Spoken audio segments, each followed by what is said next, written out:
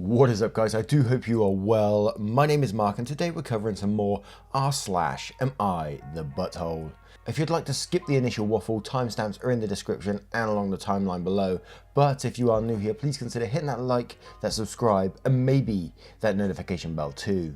Yesterday we had a new member over on Patreon. I'd like to thank Tiffany Thornton for your support. It really does mean the world to me, so thank you so much, and thank you for everyone for taking the time out of your days to come here and watch my content and click the likes and just get involved. You know, it really does mean the world to me, so thank you so much. And yesterday we had one of our members in the comments saying, I didn't realize you post like members stories. I've only just recently started doing it, just a little something to give back, you know. I know it's not much, but I am trying my best. Bear with me. But with that being said, let's get in to today's stories. Much love, guys. Our first story comes from Low Weight 1679. Am I the arsehole for not telling my child's biological father that his rights had been terminated years ago? I had a child with an ex-boyfriend. He left me, declared he had changed his mind about being a parent, and ghosted. After a few months, the lack of any formal custody agreement was starting to cause legal problems with my child's care. So I had to chase him down to get him to sign some kind of custody agreement. I had an agreement drafted by a lawyer that had primary custody going to me, but with visitation rights for him. I also had my lawyer provide me documents that would terminate his parental rights, so I could offer that as well. I finally tracked him down. He screamed at me for a while and he grabbed the first paper from me and signed it without reading it, asking me if I would finally leave him alone now. I'd never contacted him or before this. Imagine my surprise when I realised he actually signed to give up parental rights. On the advice of my lawyer, I had it filed with the court immediately. There was a hearing which he received summons for but refused to appear in, and his rights were terminated.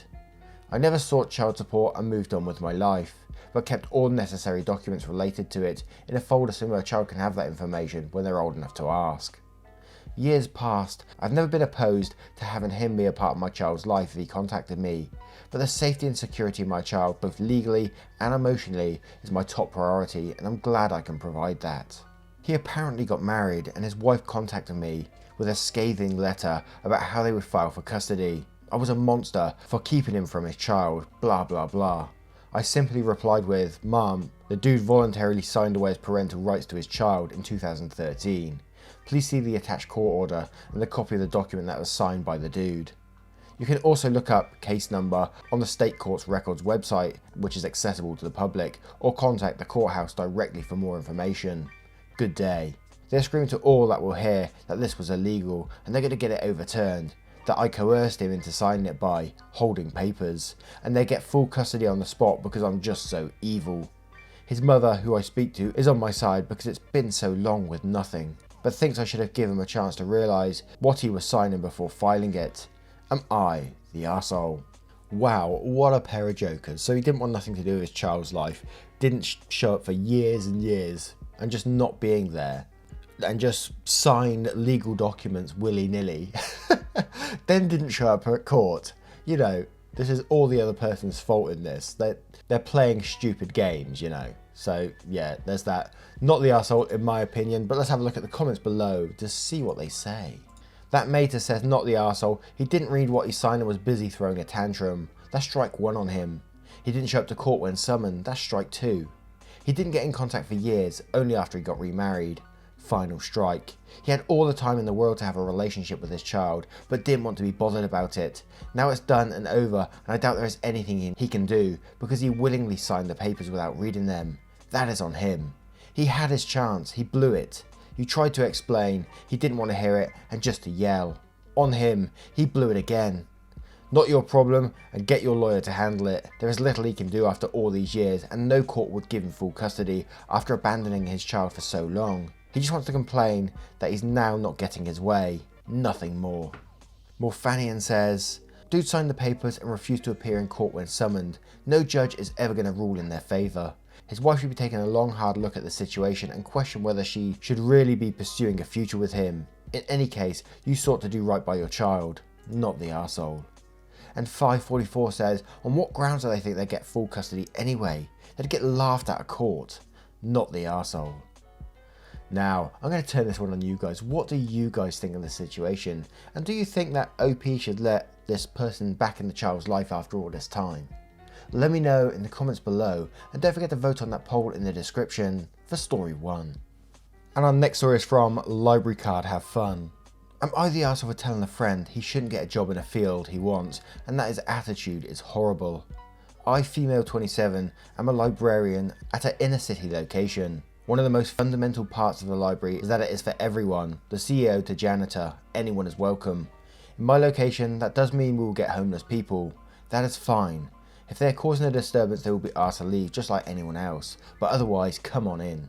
My area also has an opioid problem, and the library will see overdoses every once in a while. I have administered naloxone, I hope I pronounced that right, twice in the 3 years at my job. We do community outreach and try and combat this. One of my friends has recently expressed interest in becoming a librarian. I was telling him about the school. Master's degrees are becoming more and more required. It was for me, jobs, etc. And how the library has become a real community resource for those in need for the past few decades. He asked what I meant by that, and I told him pretty much what I said above. He said that's disgusting, and that he wouldn't allow people like that to come into the library, that the library should be for good people only. I was shocked. I've never known this side of my friend. I bluntly told him that if that's how he thinks, the job isn't for him, and that his attitude was a horrible one to have. Well, he blew up at me and then made some vague statements on social media about people who try and ruin your goals. A mutual friend reached out and said I was being rude. I really don't think I was in the wrong here. Honestly, I feel crazy. Was I in the wrong to tell him that? Am I the arsehole? Edit, he's specially interested in being a public librarian. Second edit, I've been getting a lot of comments and messages on this. Yes, many librarians have master's degrees, and most positions will require you to have one. My specific master's is in archive preservation, but I made the switch because I wanted to work with the public. Librarians do so much more than checking out materials or telling a 7-year-old where Magic Treehouse books are. You do budgeting, research, program development, teach classes, 1,000,001 other things. Children's librarians do even more. There is nitty-gritty stuff here. It is a professional field. Final edit, please stop messaging me for my location. I'm on the upper east coast of the States. That's all I feel comfortable saying. And wow, I learned something new there. Librarians do a shit ton than I thought. I thought they just check out books. Forgive me for saying that. I don't mean to be rude and play down the position, but I'm glad I've been told. And I'm sure some people will disagree, but I totally agree that a library is like a community resource. And you know, I do see it with my local library, and they're always advertising for people to come in, groups to come in, and they're very welcoming, giving people coffee, even homeless people like this library does, you know, and I think that's a wonderful thing. So no, I'm not going to say OP is an arsehole in the situation for having a good heart. Never would I ever do that. OP's friends should put themselves in someone else's shoes once in a while, and maybe they might have a little more compassion. So, not the arsehole in my opinion, and let's have a look at the comments below to see what we can see. Darcysaurus Rex says, not the arsehole, crap attitudes don't get you anywhere in life. Sucks that you can't see that. Llama Star says, not the arsehole, when I was homeless the library was a godsend, just for daytime shelter. Vanilla Sprout says, not the arsehole, he'd be the kind of librarian that turns people off from going to libraries by letting the power of it get to his head. Cactus Buttercus says, not the arsehole, fellow librarian here. As libraries have to fight more and more to prove they are relevant, the social and community service aspect is only going to grow. I remember we had some reading discussion programs where social workers were being integrated into libraries. If this is the outlook, public librarianship is probably not for him.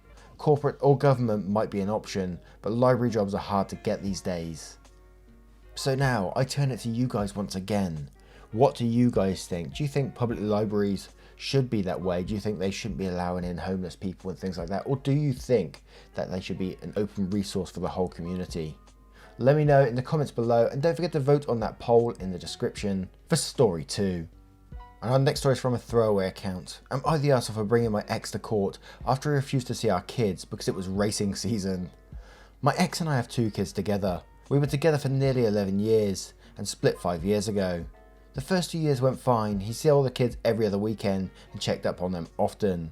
3 years ago, however, he started dating a girl from the racetrack who happened to race every Thursday and Saturday night. This instantly got him into the gig.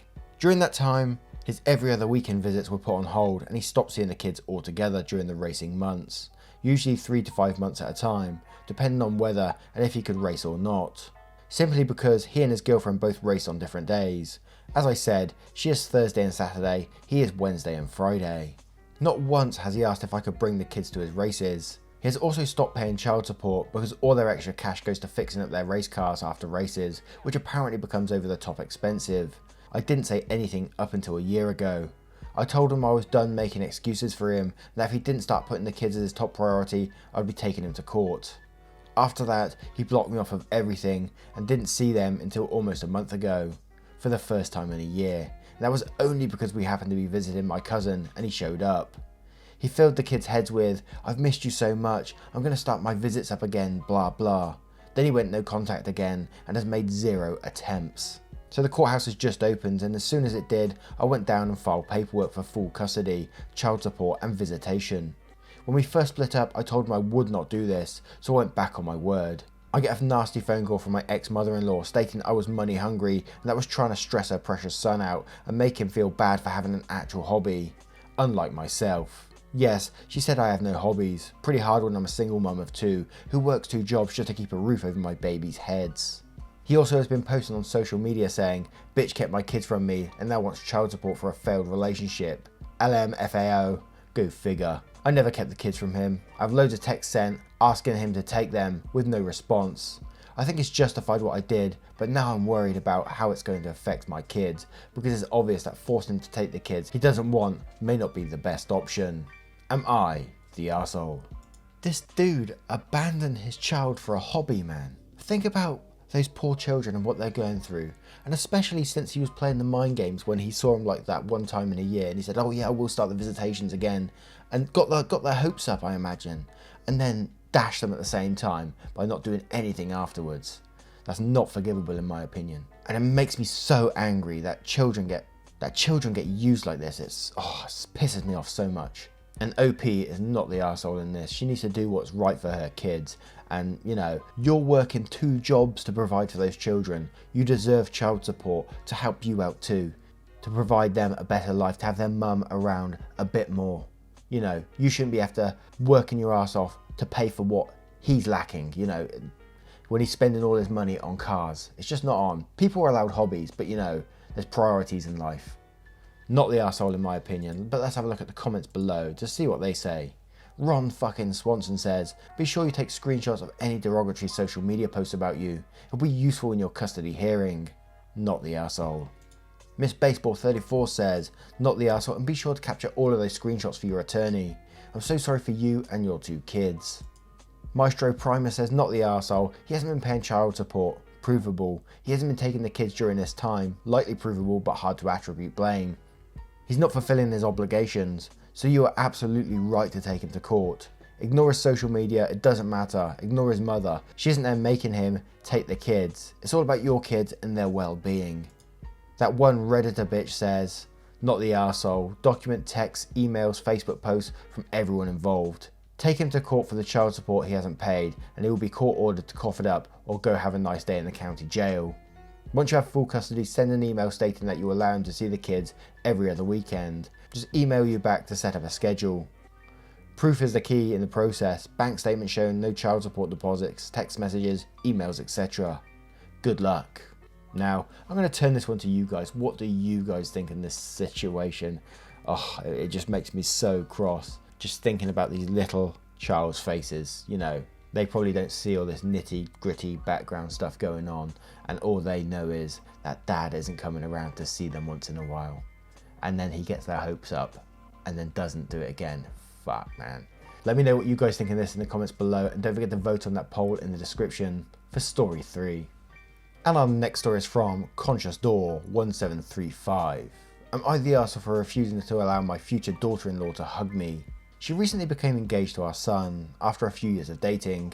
She's a nice girl and we're happy to have her as part of our family. I guess my son never told her that I dislike being hugged or touched unless I give the okay. Not going to go into why here because it's a long story, and suffices to say that it's because my family has never been huggers or touchy-feely.